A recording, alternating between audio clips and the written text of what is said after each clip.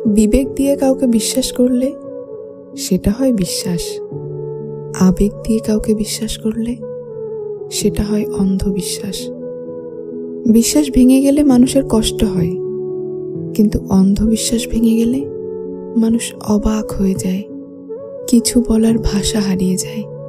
মানুষ যেন মেরুদণ্ডহীন প্রাণী হয়ে যায়, কষ্ট যেন সীমাহীন হয়ে যায়।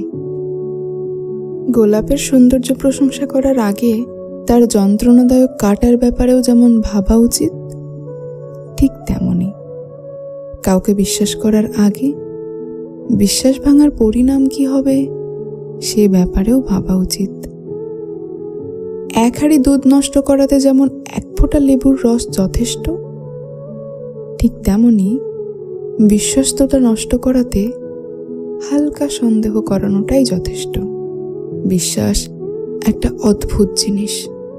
কাউকে বিশ্বাস না করে মানুষ যেমন পথ চলতে পারে না, আবার বিশ্বাস ভেঙে যাওয়ার কষ্টকেও মানুষ মানতে পারে না।